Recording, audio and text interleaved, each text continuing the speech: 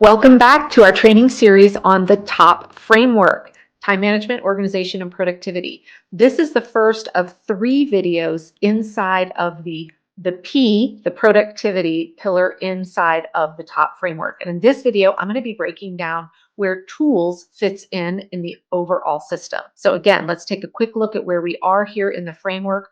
We're up in the P pillar for productivity, and we're going to be tackling the one on the bottom here, tools. Now, first, I just want to make sure we get this out there. I am not here to tell you that there is one and only one tool that everyone should use to help them better plan, manage, and organize their time in life. There are a lot of great tools out there.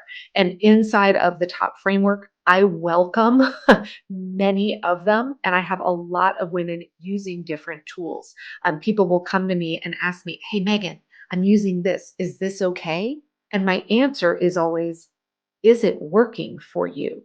And if the answer is yes, then that means you have found a good tool. Now, that said, there is a law of diminishing returns when it comes to the tools that we use to help us stay more organized. If you are, and this is really the key element here, if you are using more than one tool to hold the same type of information, then that is where I would step in and we would actually look at a different way to handle this. So, for example, and we touched on this inside of the organization pillar when we were talking about centralizing. If I were to ask you, what tool do you use to store and hold, like as a placeholder, for all of the things on your task list that you need to figure out how to get done?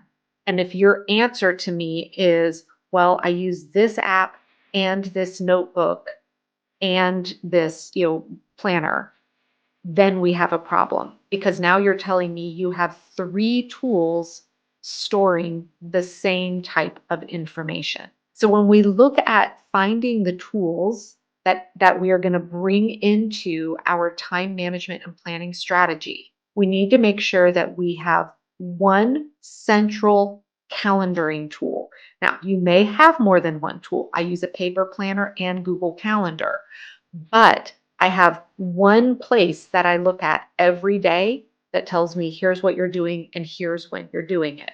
All right. So we're going to have your one core calendaring, your primary calendar tool. The second is we are going to have the one tool that you use as your centralized information hub, right? And then once we pick out what those 2 core tools are, then there are some kind of additional tools as you start to level up your planning and prioritization that actually can come into play. But when it comes to kind of landing on the tools that are going to be right for you, less is more.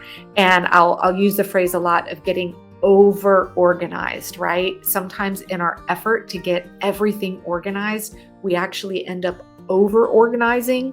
And all that does is create more overwhelm. Now, inside of my TOP program, I do train and teach on a variety of tools so that you can find ones that work for you. So there are women that are using paper calendaring systems. There are ones that are using electronic calendaring systems. And on the electronic side, it could be a digital planner, it could be Google Calendar, it could be Outlook, so on and so forth. When it comes to that kind of centralized information hub, a lot of women choose to use Trello because it's free. Some prefer paper when they have a little bit less to manage. I don't usually recommend paper as a tool for that. Some are using OneNote or Evernote along with Todoist and some other apps out there. So again, I'm here to support you as you are deciding which tool works what best for you. But it is important to understand that we are going to streamline so that you have one tool serving each type of aspect in your time management and planning system.